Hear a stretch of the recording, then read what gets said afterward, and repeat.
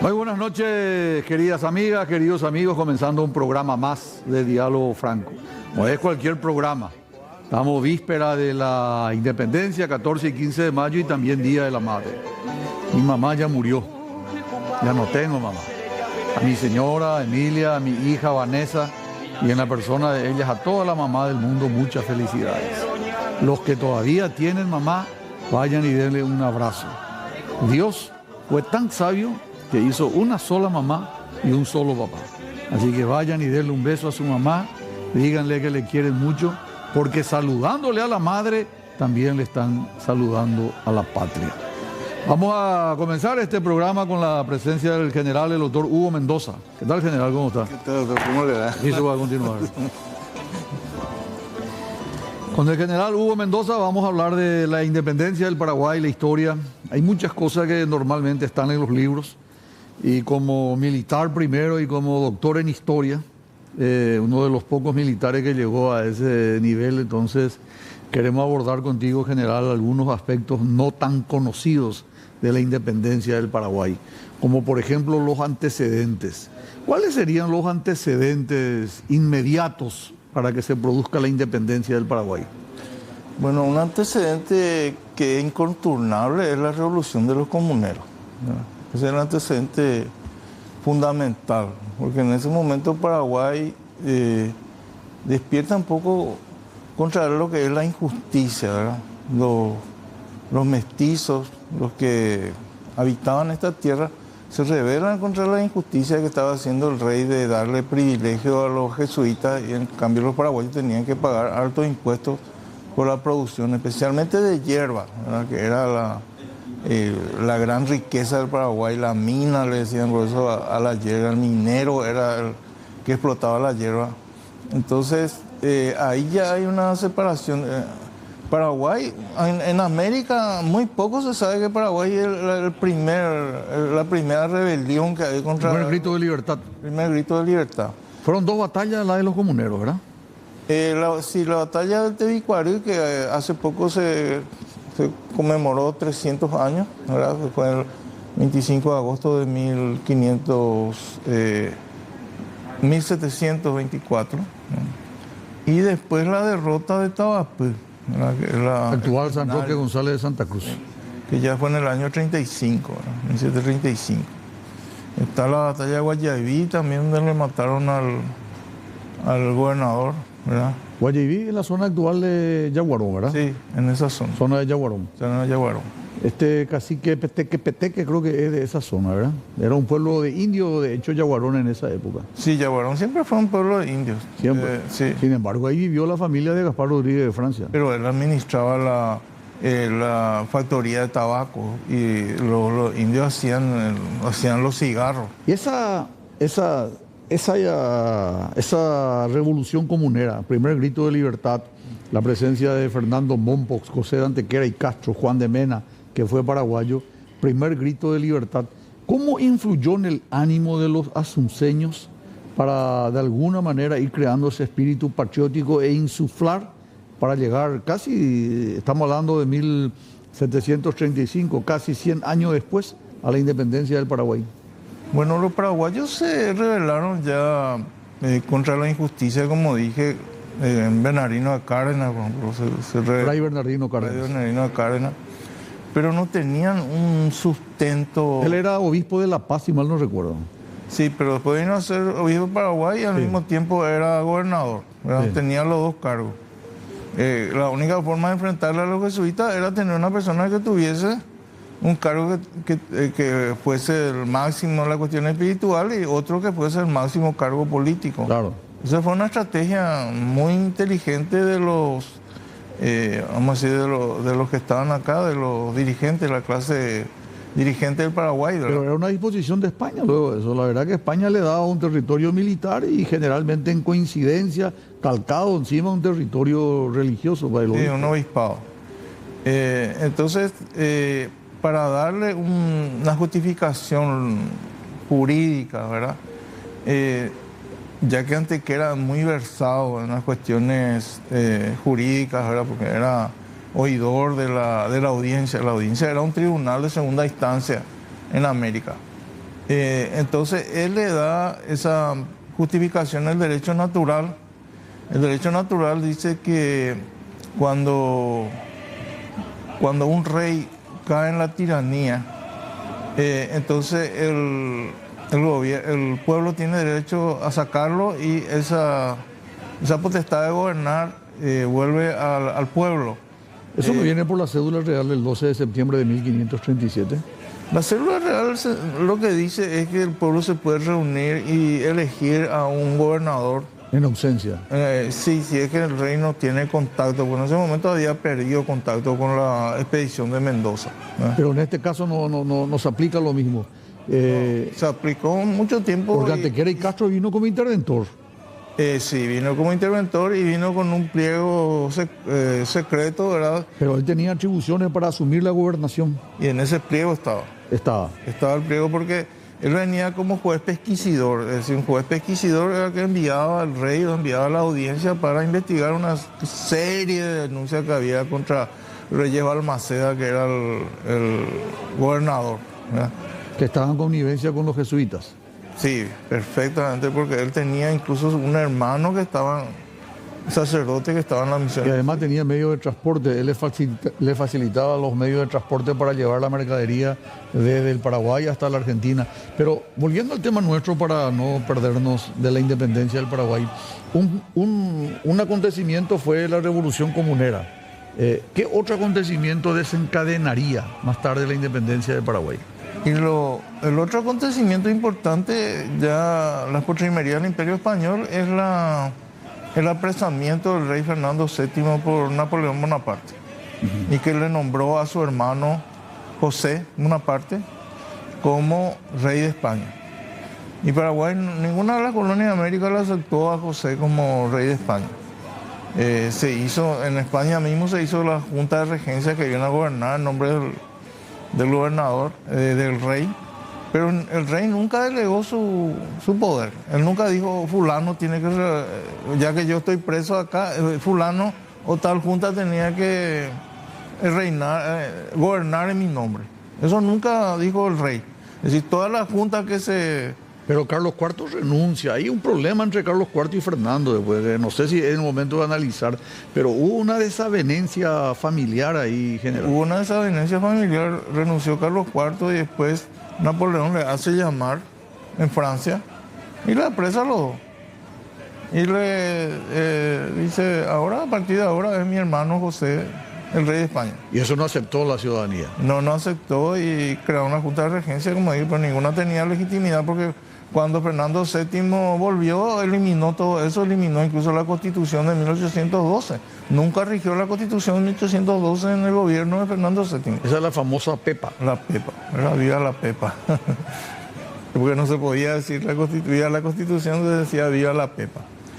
Claro, porque la Constitución iba en contra de José, Bonaparte.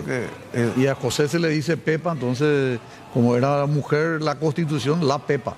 Pepe Botella se le decía. Pepe Botella, José, pero le gustaba, entre paréntesis, era un gran... Le gustaba el vino. Le gustaba el ejercicio francés. Bueno, entonces, la Revolución Comunera, luego la invasión napoleónica a la península, la abdicación del rey Fernando VII, Fernando IV, ambos apresados, quedan en un limbo de indefinición, y la Junta Superior Gubernativa, que se crearon también en la península, se crearon también en Buenos Aires y también en Asunción. Y esa Junta Superior le dio obediencia o le respondía en todo caso a la corona, en este caso a los españoles. Sí, Buenos Aires en 1810 le derroca al gobernador Cisneros y establece una junta. Y ellos dicen, nosotros vamos a gobernar en nombre del virrey. Todas las provincias que estén bajo jurisdicción de Buenos Aires tienen que subordinarse a la Junta de Buenos Aires. Pero eso no era cierto, esa junta no tiene legitimidad. Entonces ellos armaron toda una propaganda, como siempre, ¿verdad? Para tratar de someter, y vino Espínola y Peña acá. ¿Es paraguayo? Sí, vino para someterle a Belgrano, ¿verdad? Y... no, para ayudarlo a Belgrano. Velasco y Duguru. Y Velasco dudó Velasco. Es decir, no sabía qué es lo que iba a hacer. Y entonces ahí Pedro Gracia se le plantó y le dijo, vamos a arrestarle a este tipo. Y se ordenó su detención. Y entonces huyó, se le mandó a Concepción. Ahí había cometido una serie de desmanes. Se escapó. Espíndola y Peña se escapó, se fue a Buenos Aires y le dijo, no hay ningún problema en Paraguay, así un pequeño golpe y la puerta se cae por sí sola. Le van a aclamar, cuando usted se vaya le van a aclamarle. Le van a aclamar. Y bueno, y lo que pasó, por eso envían la expedición. ¿Verdad? La expedición que es auxiliarles, que supuestamente no era, porque Belgrano siempre dijo que él no venía a conquistar Paraguay. Pero fue una campaña militar, vino armado, tenía más de 1.600 hombres. Él tenía órdenes de liquidarle a todo lo que se le oponía. Ese era terminante para Belgrano. Y lo mismo hizo la Junta de Buenos Aires. Una pregunta de rigor. Recién dijiste, general, de que cuando se produce lo de la ausencia de gobierno en la península ibérica, se reúne la Junta Superior Gubernativa de Buenos Aires y toman la decisión de que todas las provincias que formaban parte en este caso de Buenos Aires, iban a depender. Asunción no formaba parte. ¿Por qué querían anexar al Paraguay si Asunción no formaba parte de la provincia de Buenos Aires? Buenos Aires le tenía básicamente en esa zona a Santa Fe, a Corrientes y a Concepción del Bermejo, más no. Lo que pasa es que se creó el Virreinato del Río de la Plata en 1776 y ese primero no se creó como una jurisdicción administrativa, sino el objetivo era echarle a los portugueses de la colonia de Sacramento, incluso de otros lugares que ellos iban ocupando. Entonces el que fue nombrado virrey es Ceballos. Ceballos no podía gobernar todas las provincias si no recibía el título de virrey. Entonces él se le dio el título de virrey para venir acá, para que coordine con todas las provincias, que le haga, que establezca su autoridad sobre todas las provincias. Y Paraguay entró dentro de eso. Sí, correcto, pero Paraguay tenía el mismo nivel de Buenos Aires. Sí, no, Paraguay tenía... Ambos eran capitales de provincia. Buenos Aires era capital de la provincia del Plata y Paraguay era capital de la provincia de Paracuaria o de Guairá. Es más, Guairá estaba antes luego en la nomenclatura que Paracuaria o Paraguay. Por eso dije de que ellos armaron todo un show, porque quisieron Pero fue una actitud gobernar, colonialista la de los argentinos. quisieron gobernar en nombre del rey, todos los territorios había por haber en el virreinato, de lo que ellos consideraban. Y Asunción, ¿por qué no se subordinó? Porque Asunción es el que había refundado Buenos Aires, es decir, Buenos Aires era hija de Asunción y Asunción no podía subordinarse. Por eso es que Paraguay se resistió, la otra provincia no se resistió. Más de 40 años nosotros le estuvimos sosteniendo a Buenos Aires, 1541 hasta 1580, que se hace la segunda refundación de Buenos Aires. ¿Y cómo lo que ellos pretendían entonces que someterle a Asunción? ¿Y qué otro acontecimiento tenemos? La Revolución Comunera, la invasión napoleónica y las batallas de Cerro Porteño y Tacuarí, general. Y vienen por lo menos la de Cerro Porteño, sobre todo que ganamos ayer. Después de Tacuarí vamos al siguiente bloque porque si no se nos va todo nuestro... No, viene Belgrano, llega hacia Encarnación ya prácticamente, le envía al teniente Warnes el 18 de diciembre del año 10 y Warnes era apresado y enviado prisionero, ¿verdad? Y no recibe ninguna... Acá a Asunción se le envía. Sí. Viene, ahí en Campichuelo se le agarra, ¿verdad? Campichuelo, actual Camburetá. Sí. Y ahí se le manda a Asunción. Justamente tengo un amigo que quería que le salude, Silvio Sosa, porque él está investigando justamente ese camino, era el camino real que venía justamente de Campichuelo y iba hacia Asunción, ¿verdad? Y está haciendo una labor muy importante de rescate de la memoria histórica. Bueno, y después viene Belgrano y le quería, Velasco le quería resistir en el Tebicuario, pero no tenía suficientes caballos, transportes, nada, entonces decidió dar la resistencia en Paraguarí, en la capilla que era de la estancia jesuítica. Y hubo un combate de encuentro que se dice en las jergas militares, un combate de encuentro cuando dos fuerzas se encuentran sin que, así con un encuentro fortuito, ¿verdad? Y al chocar en Paraguarí, huyen los españoles. Velasco con todo su grupo de españoles huye y va un mensajero y dice: Asunción, ya perdimos la batalla y vienen los porteños. Entonces lo primero que hacen los españoles, no los paraguayos no podían escaparse, agarran todos los barcos, empiezan a cargar y huir, tratar de huir hacia Montevideo. Y eso le desprestigia. Primero le desprestigió a Velasco y segundo los españoles que estaban con él estuvieron más desprestigiados todavía porque quisieron huir. Pero ahí en ese momento reacciona Cabañas y Gamarra y contraatacan. Pues tenían la fuerza de caballería, contraatacan y le derrotan a Belgrano. Entonces Belgrano tiene que retirarse y ahí Velasco pierde la autoridad moral sobre el ejército. Ya no comandó más en ese momento el ejército. Pero hay otro hecho un poco más grave, que Belgrano, otra voz, el gobernador Velasco, que fue héroe de la invasión inglesa en el Río de la Plata, que fue héroe en España, venía precedido, sus precedas militares hablaban de por sí, ¿verdad? Sin embargo, cuando él pierde a las 5 o las 6 de la mañana en Cerro Mbaé, en Paraguarí concretamente, él se despoja de su uniforme militar español y se viste como un civil y abandona. Y eso vieron los muchachos, los paraguayos vieron. O pilla paiteso de la mitad. Y el pueblo vio también los españoles que huían, ¿verdad? Porque que fue hacia Pirehuil. Sí, hubo una última inmigración española que agarraron todos los cargos del poder llamarlos Pitagua. Y eso huyeron. Lo primero que hicieron era huir, era tratar de huir. Después alguien vino y le dijo: no, esperen nomás, había sido que ganamos la batalla. Pero ya se quedaron desprestigiados. Y mientras tanto, Belgrano, que estaba desde Cerro Mbaé con un catalejo observando, vio que venía su ejército y comenzó a huir. Y él retrocede desde Paraguarí hasta lo que es actualmente la ciudad de Carmen del Paraná, Tacuarí. Pero eso vamos a hablar después de estos consejos comerciales. Consejos comerciales y regresamos inmediatamente. Bueno, estamos de vuelta aquí en Diálogo Franco. Nos acompaña el general, el doctor Hugo Mendoza. Estamos hablando de la independencia del Paraguay, antecedentes.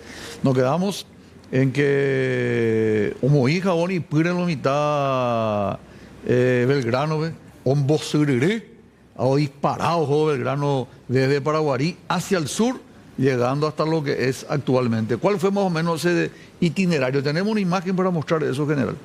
Tenemos la imagen de la expedición de Belgrano. Mostramos el mapa, por favor, Cristian. Acá tenemos. ¿Sí? Es la batalla de Paraguarí. Desde ahí huye, desde Paraguarí hasta... Paraguarí huye y lo que pasa es que había dos focos realistas todavía que subsistían en el Río de la Plata, que era Montevideo y Asunción. Entonces Tacuarí está en el lugar justo donde se intersecta el camino que va a Uruguay, ¿verdad? Entonces querían cortar ese... Y enviaron una escuadra también, ¿no? Solo que esa escuadra fue derrotada el 8, antes de la batalla de Tacuarí, se derrotó los españolistas de... El 8 de marzo. 8 de marzo. 19 de enero fue Cerro Porteño. Cerro Mbaé, llamado Cerro Porteño, sí, porque estaba Belgrano ahí. Sí. Y del 19 de enero, estamos hablando de febrero, marzo, casi 2 meses después, la batalla de Tacuarí. La batalla de Tacuarí. Y bueno, entonces Belgrano se fortifica en un vado. Ahí ponemos la foto más o menos del lugar, ¿verdad? Se fortifica en un vado. Ese se llama Machaincué, donde estuvo el... Que estaba con Espínola y Peña. Que estaba con Espínola y Peña, que era paraguayo. Espínola y Peña y Machaín, los dos paraguayos. Sí, los dos paraguayos. Al servicio del general Belgrano. El general Belgrano. Y entonces él se fortifica en un lugar donde hay una loma, ¿verdad? Y hay un solo vado. Entonces él defiende el vado. Entonces los paraguayos, para no atacar de frente, porque no tenían así una fuerza muy poderosa, lo que hacen es construir otro puente. Un puente 2 kilómetros más hacia el este, ¿verdad?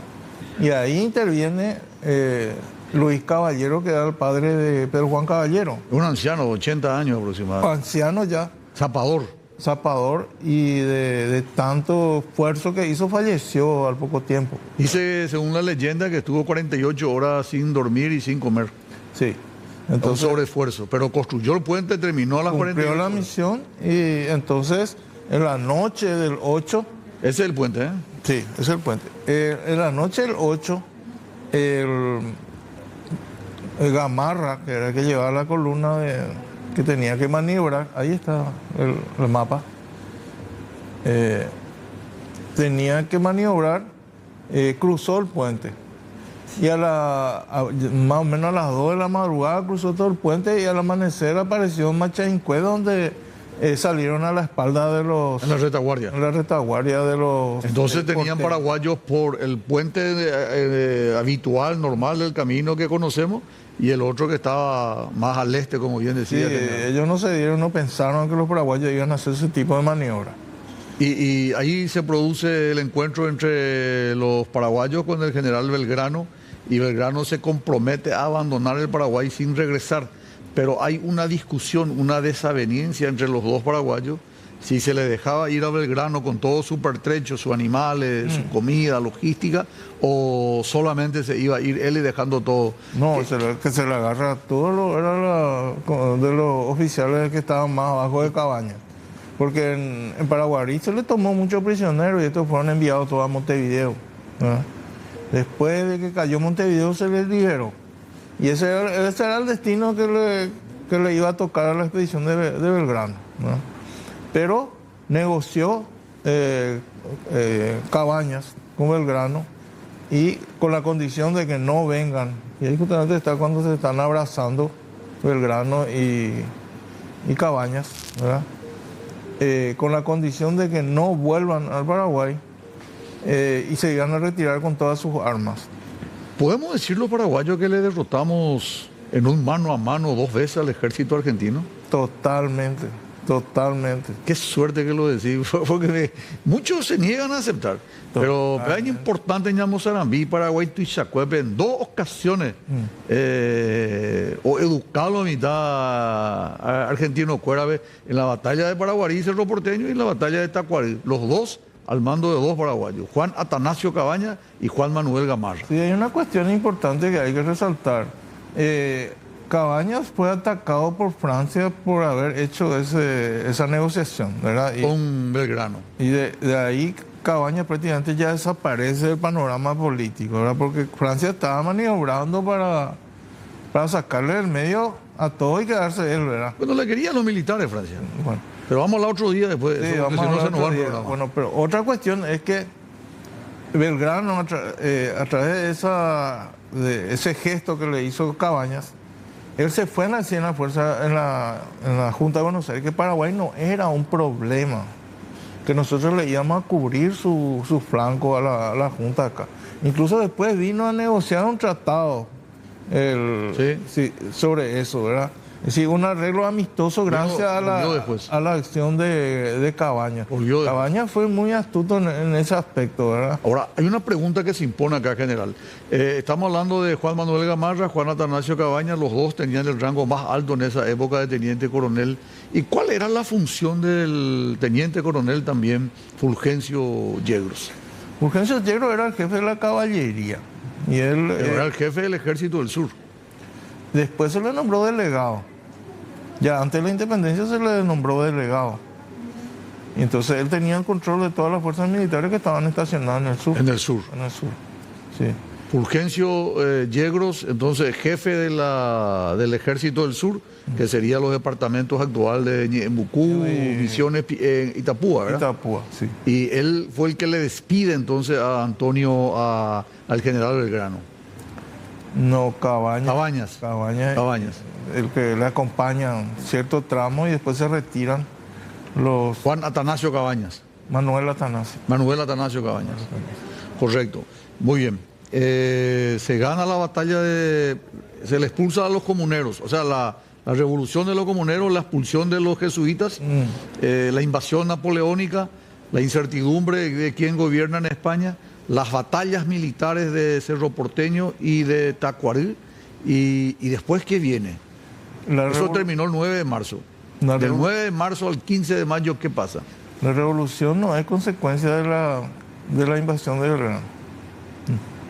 No ocurre la revolución por culpa de la invasión de Belgrano. Lo que va a ocurrir es que viene un emisario del gobernador general de Río de Janeiro, de Río Grande do Sul, brasilero. Sí. Con ese emisario era el teniente Diego Abreu. Y este Abreu... ¿Qué significa teniente de dragones? Un dragón es una tropa de infantería que se traslada sobre caballos, pero combate a pie. Ese es un dragón. Es decir, no combate sobre el caballo. Combate como infante. Sí, ¿Y en qué se desmonta el caballo. ¿Y en qué se trasladaban? Porque no entiendo yo qué es dragón. Y por eso le llama dragón, porque es... Pero son transportados en un medio. ¿En qué medio eran transportados? Y en caballo, sobre caballo. Pero no combatían sobre caballo, sino combatían a pie. Transportados por caballo, pero que operaban y... Combaten a pie. Combaten a pie. Correcto. Viene él a Asunción. ¿Con qué intenciones viene? Bueno, Belgrano le pide 100 hombres más o menos al gobernador para tener una cierta seguridad, especialmente ahí en la parte de Misiones del sur. Y el gobernador le dice, no, le vamos a dar 1.500. Y cuando la limosna es grande, pues hasta el santo de confío, ¿verdad? Esos 1.500 ya venían a ocupar Paraguay. Y aparentemente Belgrano no aceptó, pero este teniente Abreu concurrió al cabildo. Y el cabildo eran todos españolistas, ¿verdad? Y aceptan el ofrecimiento del gobernador. Y hay que decir también de que ellos venían en nombre de Carlota Joaquina, que era la esposa del rey Juan VI, que quería ser la emperatriz del Río de la Plata. Bueno, la esposa de Juan VI, pero la hermana de Fernando VII. De Fernando VII y la hija de Carlos IV. Y bueno, y quería ser la emperatriz del Río de la Plata y justamente ahí le daban la venia para que ellos vengan y se instalen acá. Entonces gente que era pariente de Pedro Juan Caballero le cuentan de que se aceptó la propuesta. Entonces Caballero se apura en ese momento y hace el golpe. Porque el golpe supuestamente estaba previsto para el 25 de mayo de 1811. Un año después de la Junta Superior. Tropas tenían que levantarse en Corrientes, en el sur, Cabañas tenía que levantar toda la cordillera y tenía que marchar sobre Asunción. Ese era el plan, ¿verdad? Bueno, espera un ratito, general, vamos a ver el plan y retornamos. Vendemos y regresamos inmediatamente con más Diálogo Franco. Estamos de vuelta con el general, parte final de la programación del día de la fecha, el reconocimiento y gratitud a los próceres, a los padres de la independencia del Paraguay. Ante esa situación, apresado el jefe de dragones, el teniente Abreu, brasilero, que venía de parte del gobernador de Río Grande do Sul.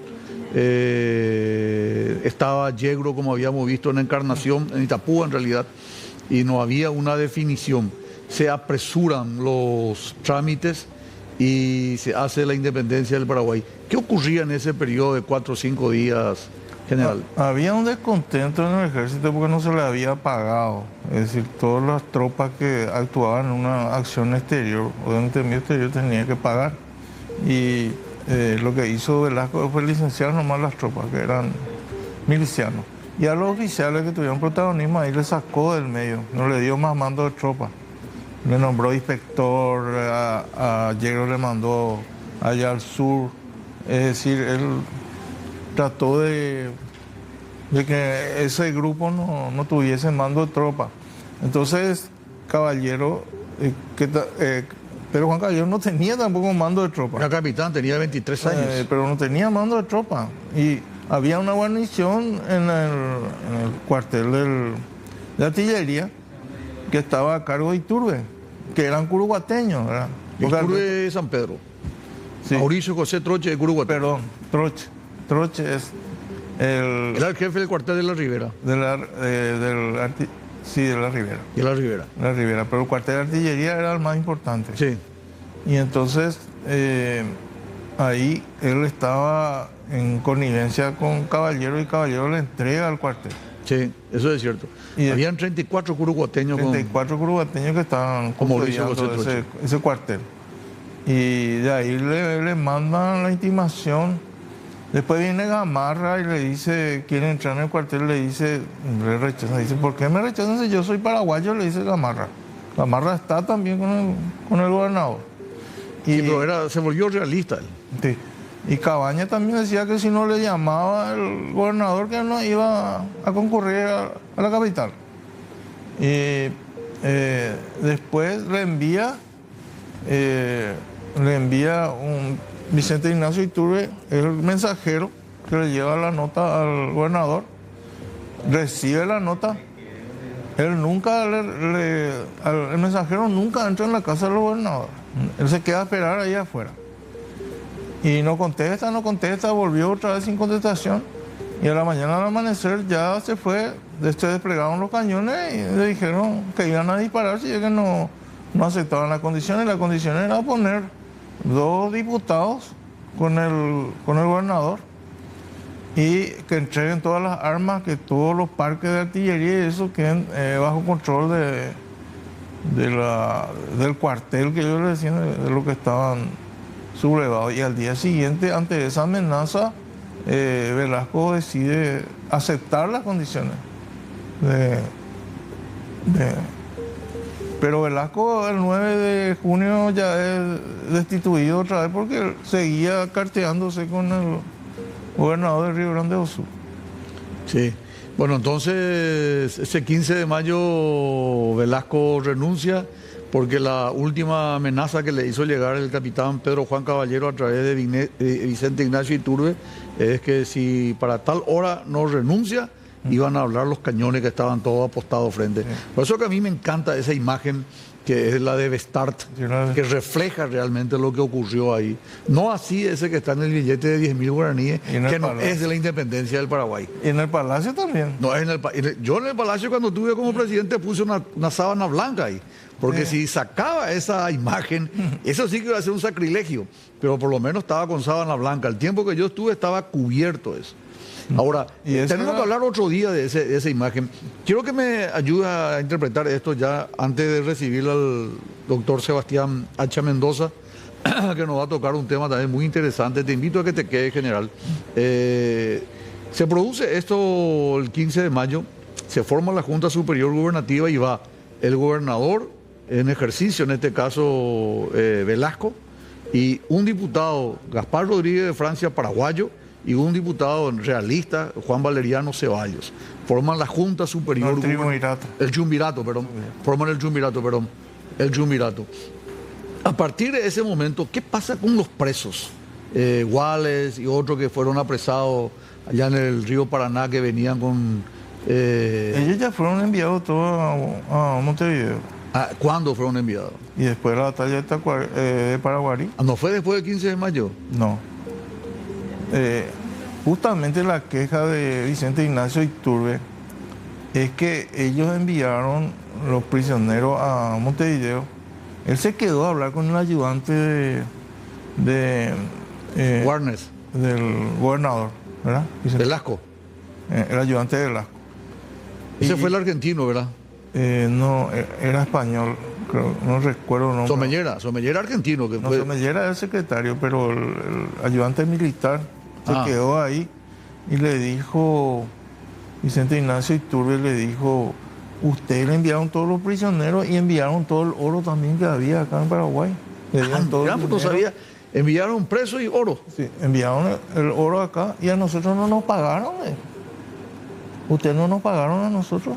Vicente Ignacio Iturbe. Vicente Ignacio Iturbe le dice, en una conversación que tienen ahí cuando estaba esperando la respuesta. Entonces el gobernador Velasco estuvo involucrado también en eso. Y sí, estuvo. Ese fue el motivo por el cual seguramente Francia después le dimitió un merecido descanso.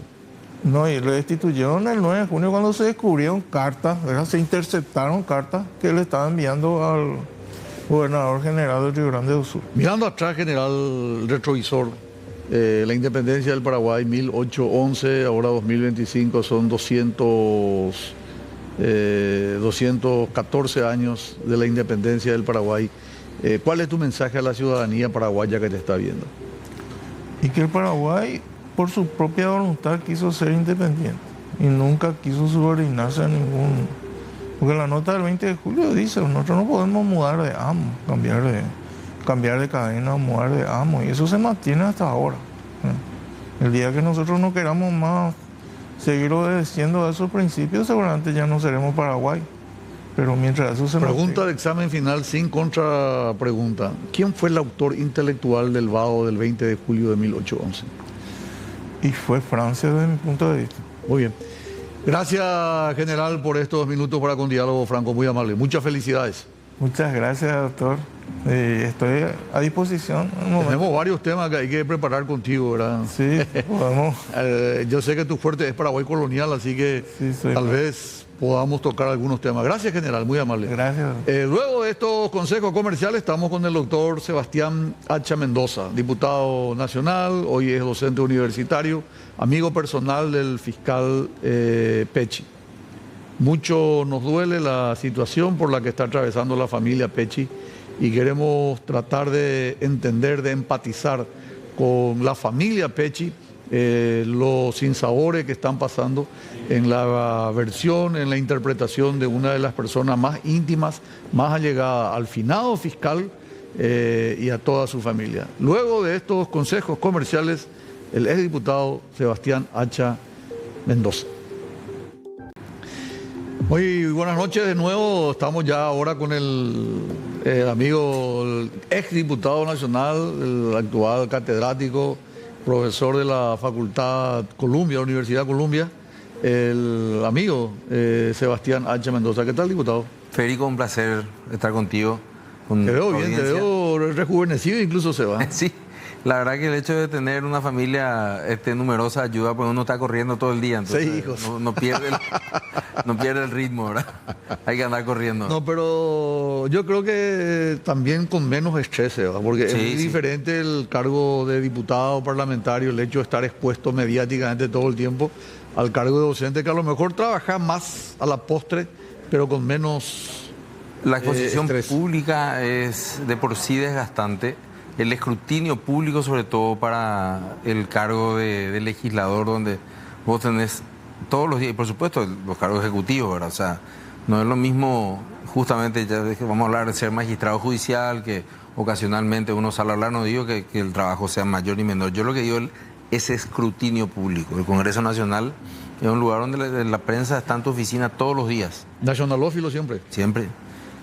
Mi abuelo, sí. Como Tacho. Claro, la familia. Presidente de la Asociación Paraguaya de Fútbol, Anastasio Mendoza Sánchez. Y primer miembro del comité ejecutivo, primer miembro latinoamericano del comité ejecutivo de FIFA con Guillermo Cañedo, presidente de la federación. Hoy en día el Estadio Azteca. La Platea del Este llevaba el nombre de él. Tenía su nombre ahí abajo y bueno, después como las cosas también, como él me decía cuando yo miraba el Mundial 86, me alegraba porque en el 86 sobre todo Avalanche era brasilero y mi abuelo me decía, vos no sabes los bandidos son estos tipos. Yo a estos le conozco que tenían pantalones cortos. Estos van a vender el fútbol, van a hacer negocio con el fútbol, mi hijo me decía. Mira vos. Y murió él en el 99, murió mi abuelo. Y cuánta razón tenía sobre lo que iba a pasar después con el fútbol. No, acá un señorón, el doctor Anastasio Mendoza, una persona muy respetada dentro del ámbito deportivo, dentro del ámbito judicial. Sebas, el programa es muy corto, sí. Nos queda poco tiempo y queremos aprovechar al máximo porque te invité varias veces y siempre había una excusa y me llamaste en una ocasión y me dijiste, me quiero ir para tal fecha para hablar de Marcelo Pecci. Entonces yo valoro mucho esa predisposición que tuviste y el tema, que en realidad fue una decisión tuya. Me gustaría dividir este bloque en tres, ¿verdad? El primer bloque quiero que me cuente la vida, cómo era Marcelo Pecci, cómo lo conoces a Marcelo Pecci. Yo a Marcelo Pecci le conocí probablemente habrá sido enero, febrero, no, habrá sido marzo, en el año 1982 en el arenero del Jardín de Infantes del Colegio San José, donde trabamos amistad. ¿El Jardín de Infantes? Sí, me acuerdo que en aquella época íbamos a la tarde al colegio y él estaba correctamente con una camisa, una corbata, como lo veías como fiscal después de muchos años, así mismo lo veía cuando estaba en el arenero. Época. Sí, en el arenero le estaba bien peinado. Yo no me acuerdo, pero seguramente no estaba tan pulcro y sofisticado como le gustaba al doctor Pechi vestirse, ¿verdad? Ajá. Y bueno, ahí empezamos a jugar y después nuestros padres también se hicieron muy amigos. Y ahí empezó una historia de hacer muchísimas cosas. O sea, jugamos al fútbol, obviamente, que es el primer deporte que todos abrazamos. Después jugamos al básquetbol en el Guaraní, donde su papá, tío B, nos llevó a jugar. Cometimos un sacrilegio prácticamente en lo que al básquetbol se refiere, porque le ganamos al San José, que era nuestro colegio. Claro. Al Deportivo San José salimos campeones en el mini básquet de Guaraní con el profe Calonga. Estamos hablando de, no sé qué año habrá sido, 84 aproximadamente, 85. Pero ¿cómo si el 82 le conociste en el preescolar? Claro, y nosotros empezamos a jugar básquetbol a los 7 años, 8 años, 9 años. Sí. Jugábamos las canchas eran de... ahora me da risa los chicos cuando juegan porque te piden que el parquet que no está bien encerado. Nosotros jugamos sobre asfalto, pintado. Sí. Y ahí en el Club Guaraní hacían unos 130 grados por ahí donde hoy está el bingo, ahí estaba la cancha de básquetbol. Y entrenábamos y bueno, después de eso estudiamos inglés juntos en un instituto acá en Asunción durante 9 años. Después terminamos el colegio, nos fuimos a la facultad, éramos compañeros de facultad, éramos compañeros de estudio con otros 2 compañeros más y 2 compañeras que hicimos un grupo de estudio para el ingreso. Después seguimos estudiando, entramos al Poder Judicial, él trabajó primero en lo laboral. Luego ya se fue a trabajar con el doctor Bogarín, que fue su primer prueba de fuego, donde él se probó en el fuero penal. Y bueno, siguió la amistad, siguieron los partidos de fútbol, después del exalumno, después él asumió un rol muy importante como fiscal antidrogas, luego como fiscal ya de lucha contra el crimen organizado. Y era una persona metódica, excesivamente perfeccionista, profesional como muy pocos, y de una integridad a prueba de balas, de su integridad, porque lo mataron su cuerpo pero no su integridad. Tuvieron que meterle 3 tiros, tuvieron que meterle 3 tiros por la espalda para tener que acabar con su cuerpo, pero no con su integridad. Y fui testigo de su casamiento 10 días antes de que ocurra lo que pasó. Unos días antes se fue a visitar, o sea, se fue a dejarme la invitación de su casamiento, comunicándome que cerraba una fase de su vida, iniciaba una nueva. Le gustaba mucho el protocolo, ¿verdad? Era muy formal, por lo visto. Era muy formal, aunque con esa formalidad te hacía bromas y un humor ácido que a cada uno tenía un marcante que no ponía, y nadie se enojaba porque finalmente Él ponía el marcante. Él te ponía el marcante y él le decía... ¿Cuál era el tuyo, por ejemplo? No puedo contar. Estamos en horario de protección. No. Porque él reaccionaba de una manera donde sus propias historias él te atribuía a vos. Vos fuiste que hiciste, te decía. Pero era él. Claro, pero era él realmente. Entonces, eso lo hacía como siempre muy necesario y muy brillaba mucho y era muy querido en los encuentros que teníamos con los amigos.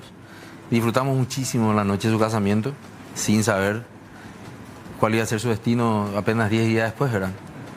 Y una de las cosas que más me llamó la atención de toda su vida, sobre todo cuando terminaba sus trabajos, de repente nosotros teníamos cumpleaños de compañeros y demás, y bueno, cuando uno va creciendo, ¿verdad?, es difícil, tiene hijos, ¿verdad?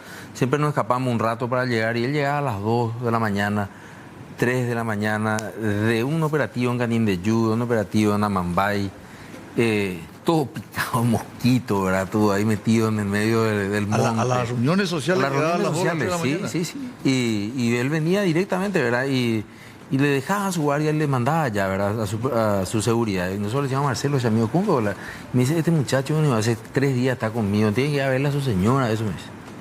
Porque y él tiene hijos. ¿Sabes? Un tipo que se daba Era un cuenta. tipo, sí, tenía esa humildad. Empatía con la gente. Y cuando se va a visitarme me dice, y pues le digo yo, por fin tener una camioneta, le digo, blindada, pues me di cuenta del vehículo. Y me prestó la embajada, en realidad me facilitó, me dice, la embajada americana. pero ahora no sé qué hacer, si ya tengo problemas de caja y no sé cómo voy a arreglar. ¿A vos te parece que un fiscal deshonesto iba a estar preocupado por el problema de caja de una camioneta? Entonces, esas eran las cosas que le sacaban su... Seba, nosotros, tanto vos como yo, somos hombres de Estado, ¿verdad? Tengo que decirte eso, ¿verdad? A mí me duele, pero yo veo... me encanta escuchar toda la vida de Marcelo, pero tenemos que ir entrando en la siguiente etapa. Claro. A mí me parece una falta de responsabilidad, una falta de conciencia de la autoridad de tener a un fiscal que está combatiendo nada más ni nada menos que el narcotráfico sin la medida mínima de seguridad. Conmigo ocurrió. Cuando yo era vicepresidente, a mí Marcelo Toyotoshi me dio el vehículo blindado. Sí. A mí no me dio vehículo blindado el Estado paraguayo, el gobierno paraguayo. Cuando... Y el primer vehículo blindado que yo tuve me dio Marcelo Toyotoshi. Y me duele que una embajada le haya dado un vehículo blindado a un fiscal. Quiere decir que la embajada ya sabía esto. Los problemas estructurales que nosotros tenemos en nuestro sistema de justicia, creo que no podemos hacer idea por más que hagamos un esfuerzo, ¿verdad? Solamente cuando uno pasa por el dolor de la muerte de un ser querido que encima fue miembro del sistema de justicia y uno ve las precariedades con las que se mueve, pero no debería eso ser solamente el justificativo, ¿verdad? Porque la policía colombiana, cuando me hace la entrevista, no es una entrevista, me hace un interrogatorio en realidad con la gente cercana a él para tratar de entender cuál podría ser la motivación. Fueron 2 días, el día después del entierro de Marcelo. Ella me dice, en Colombia, un magistrado, sea fiscal o sea juez o miembro del tribunal, que está en el sistema o está en la unidad de combate contra el crimen organizado, no duerme en la misma casa 2 noches de seguida. Miramos. O sea, ellos tienen casas de seguridad. Otra pregunta rápido antes del corte. ¿Te entrevistó las autoridades colombianas? Sí. ¿Y los paraguayos? No. ¿Te das cuenta? Sí. ¿Te das cuenta que hay desidia, que hay indiferencia, que hay apatía, que hay hasta ganas de no aclarar el tema de Marcelo Pecci? Y por lo menos las ganas ganan por omisión. O sea, no, porque aquí finalmente una palabra de aliento, una palabra, un gesto del Estado hacia uno de sus servidores fueron muy pocos. Diputado, ¿cuál es la percepción tuya? Ya sabemos. ¿Cuál es la percepción de la familia, del papá, de los hermanos, de la esposa de Marcelo Pecci después de estos consejos comerciales? Vendemos y regresamos enseguida con el exdiputado Sebastián Hacha Mendoza. Bueno, estamos con el diputado nacional, mandato cumplido, Sebastián Hacha Mendoza, hablando de la vida de Marcelo Pecci. ¿Cómo empatizás vos con la familia de Marcelo Pecci, diputado?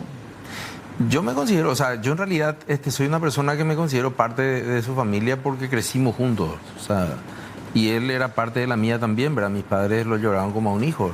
Pero una intimidad, ¿qué te dice el papá, el hermano, la esposa? Sí, sobre todo... Están desencantados con el sistema de justicia paraguayo, ¿verdad? Tío B, como le decimos a su papá, de hecho lo dijo varias veces, no solamente en el entierro de Marcelo. Él es una persona que está desahuciada. Él dice, la maldad va a ganar siempre. Dice.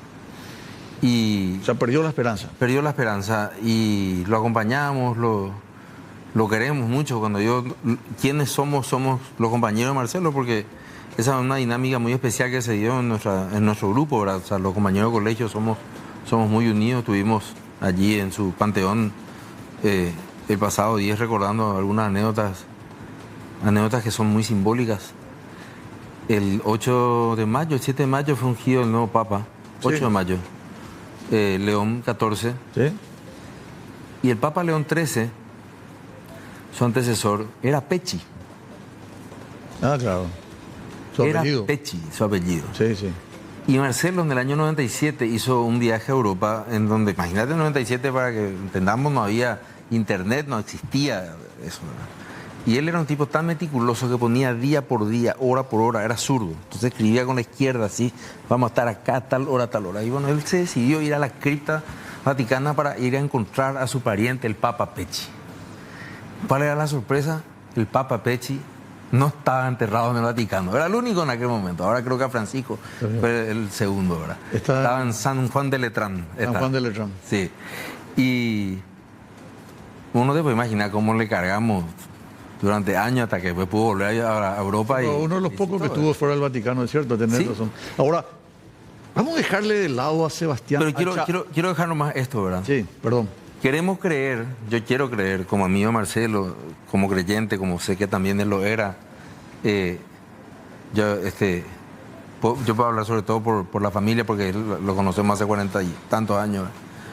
Es que queremos ver una señal divina también en esto, ¿verdad?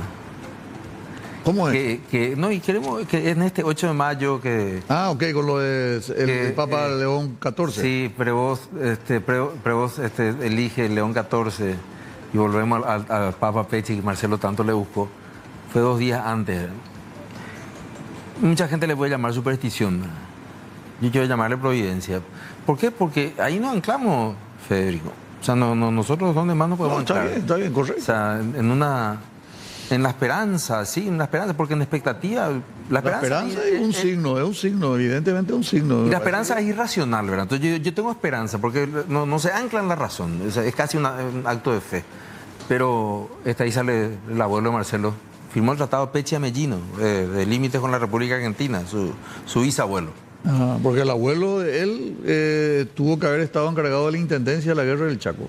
No, perdón, fue su abuelo fue Francisco Luis Pecci-Amellino. Su abuelo fue el que tuvo... Pecci que firmó con el bisabuelo tuvo que haber sido. El bisabuelo, sí. Sí, porque el abuelo estaba involucrado en la administración de la guerra del Chaco, sí. Estaba en el equipo de logística.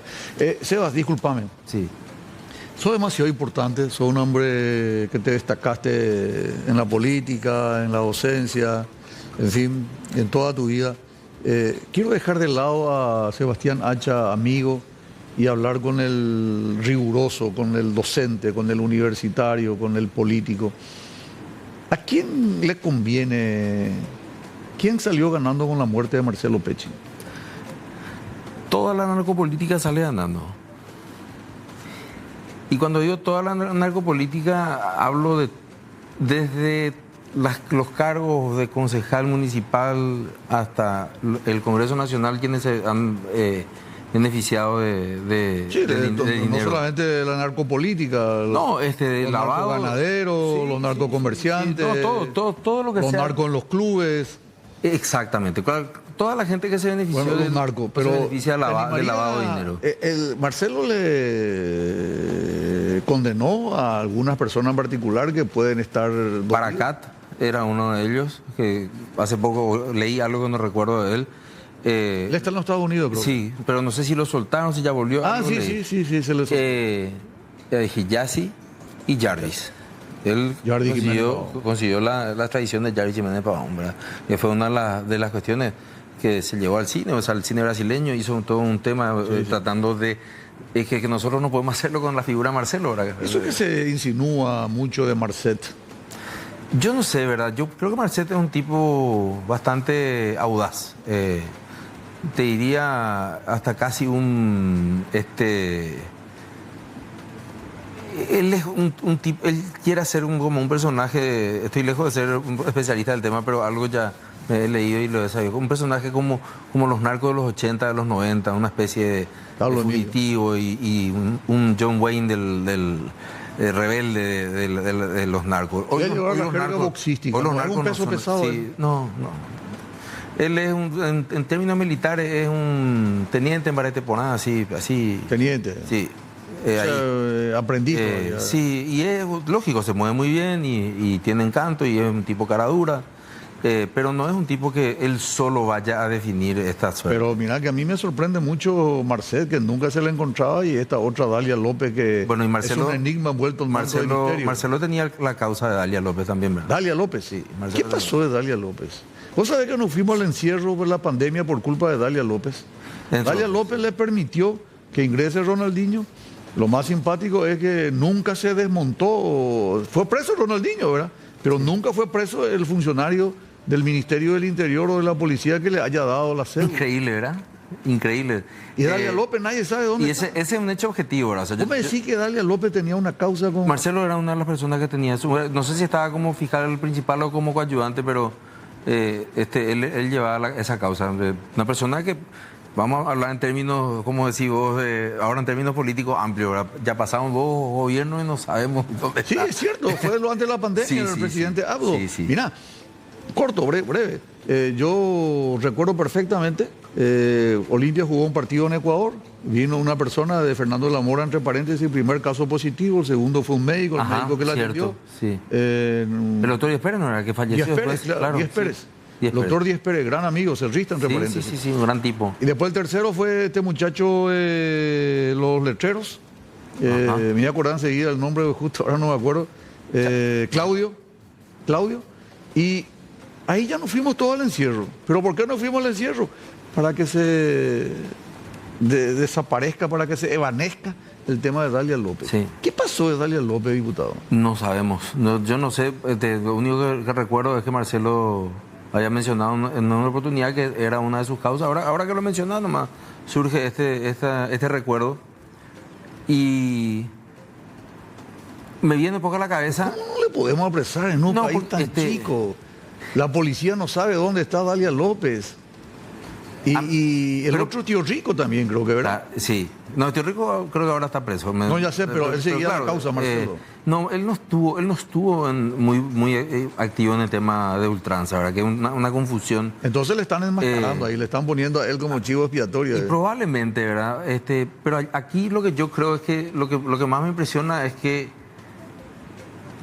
cuando a una persona de tu equipo, no sé, le matan, porque aquí estamos hablando del final de la vida de una persona cortada abruptamente por la mafia, se supone que de la propia institución vas a salir con todo a buscarle, ¿verdad? Y nosotros, o sea, yo veo con una impotencia que no puedo explicar el hecho de que una indolencia por parte de las autoridades. Y recuerdo mucho cuando vinieron unos jueces italianos, cuando se estaba presentando el nuevo Código Procesal Penal. Estoy hablando allá por el año 97, nosotros estábamos en la universidad con Marcelo, y nos fuimos a una charla ahí, ¿verdad? Y recuerdo que uno de los jueces le citó a un tipo que lo conocí yo, y se me quedó ese nombre para toda la vida, dijo Giovanni Falcone, dice. Giovanni Falcone era juez, encargado de investigar a la Cosa Nostra en Sicilia. Y Mafia italiana. La mafia italiana. Y el 23 de mayo también, de 1992, La coincidencia. hicieron volar su auto por los cielos. Giovanni Lo Falcone. mataron, a él, a su esposa, a su guardia. Él no tenía hijos, porque decía, yo no quiero que mis hijos paguen por mi trabajo. Porque él sabía en qué se metía. Y menos de un mes después lo mataron a Paolo Borsellino, el otro juez. La reacción social en Italia fue tremenda. Y aquel juez que vino de Italia le preguntó a uno de los muy, muy queridos profesores que estaban allí con muy buenas intenciones, y le dice, a ver, ¿cuántos jueces han matado aquí en el Paraguay por esta reforma? Ninguno. Ah, entonces no hay reforma. Así dijo. Y es un buen... En la tumba de Marcelo, o sea, al una lado, buena definición, Sí, porque sí, al lado- no se le molesta a nadie. claro, al lado de su cajón, ¿verdad? Cuando lo enterrábamos, yo decía, ojalá que mi consuelo, ya que no lo voy a volver a ver, sea que la sociedad se levante y empuje esa reforma que llevó a la primera medida, por primera vez en Italia, después de la muerte de Giovanni Falcone y Paolo Borsellino, que fue el tema de la incomunicación absoluta de los narcos presos en las instituciones de reclusión. Y acá cada vez más comunicados. Acá le estamos a punto de poner DirecTV.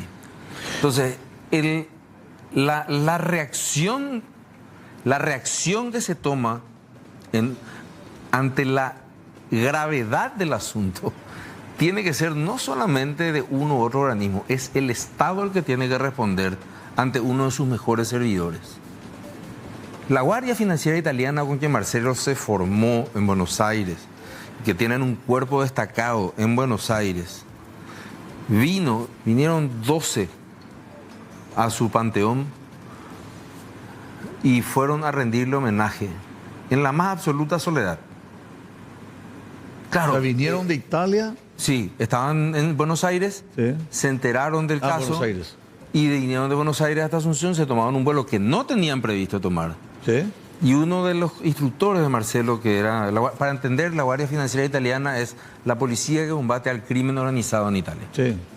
Que tiene una fuerza de Al mismo nivel de los carabinieri, ¿eh? Sí, al mismo nivel de los carabinieri, dedicados Pero encargados de la plata mala vida. de la plata mala vida y del combate efectivo a la entrada de droga y productos de lavado. Y un tipo de 2 metros, más o menos, rubio, gigante, lloraba como una criatura. Y decía, yo lo conocí, decía, muy bien hablado castellano, yo lo conocí a Marcelo. Después de llorar aquí, ustedes tienen que salir a contar que este hombre fue un héroe. Este hombre fue un héroe. Y después nos fuimos enterando de otras cosas, como un proceso que se inició en los Estados Unidos y la habían dejado como en una especie de acuerdo para colaborar en los Estados Unidos.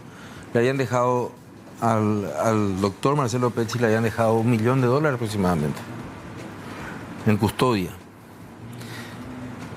Hasta el último centavo estaba en la caja de la Secretaría Nacional de Bienes Comisados, Senavico. Y me decía una persona del servicio exterior que me decía, en América Latina yo no vi nunca esto, me decía. En América Latina. Entonces, no es que nosotros perdimos un amigo, el Paraguay perdió un hombre extraordinario. Es un magnicidio, una persona que se encargaba, que daba su vida por luchar contra el narcotráfico. Sebas, nos queda un bloque. A la vuelta de estos consejos comerciales quiero que analice la gestión del Ministerio Público. Perfecto. Consejos comerciales y regresamos en la última parte de Diálogo Franco del día de la fecha. Final, diputado, tenemos que ir cerrando el programa. Como abogado, tu evaluación de la gestión del Ministerio Público. El Ministerio Público hoy en día no tiene vocación de investigación ni de servicio de su plan misional en la Constitución Nacional, que es proteger a la sociedad.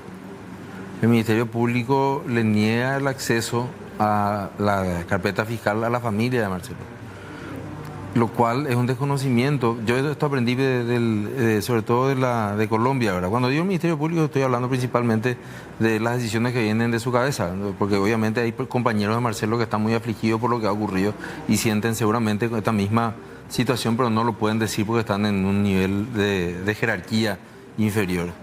El derecho a la verdad en Colombia, después de lo que pasaron en los 80, en los 90, después de tener una guerra civil sangrienta, hoy en día es un derecho sagrado, el derecho que le asiste a todos los familiares de las víctimas. Y el derecho a la verdad es lo que hoy en día se le está negando a la familia Pecci. Y yo creo que es de una crueldad terrible el hecho de decir que esto en realidad no lo puede resolver nadie, ni Mandrake. Esa es una declaración realmente desafortunada. O sugerir que la familia quiere quedarse con una parte de la recompensa. O sea, yo soy padre de 6 hijos y pienso que si alguno de mis hijos alguna vez alguien llega a hacer lo que hizo con Marcelo, yo no sé si es que respetaría todos los derechos que juré hacer respetar como abogado. Te soy absolutamente sincero. No existe nada que nos devuelva a Marcelo. Claro. Sebastián, viejo, yo escucho, hay declaraciones del hermano, del papá, de la esposa. La familia no tiene confianza en las autoridades paraguayas, ni en el gobierno ni en el Ministerio Público. Lo que pasa es que la confianza es una cuestión que uno se gana en base al respeto y en base a las acciones.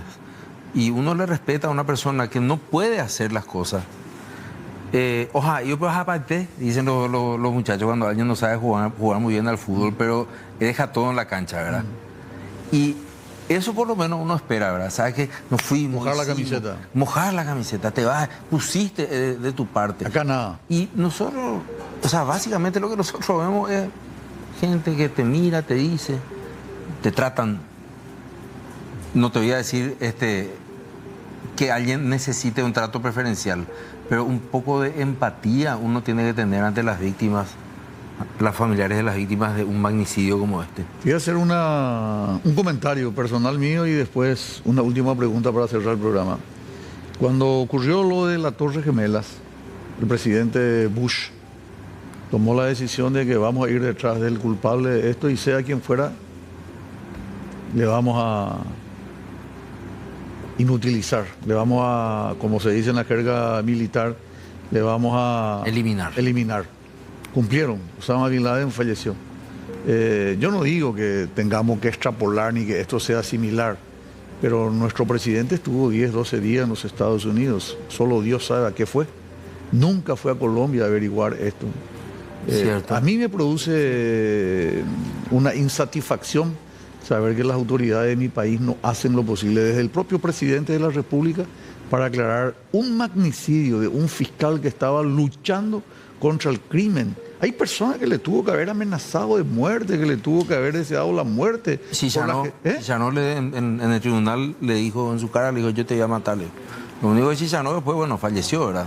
Ahora, a partir de ahí... ¿Amambay? ¿Chissano? Sí. ¿Su hermano fue diputado? Y su hermano fuera diputado suplente, sí. Chichanocito. Él le amenazó de muerte y hay un video que grabaron los propios compañeros de Marcelo del Ministerio Público, ¿verdad? Y el problema es que, como él decía, y como lastimosamente en la carta los compañeros decidieron finalmente también poner, él era ambore.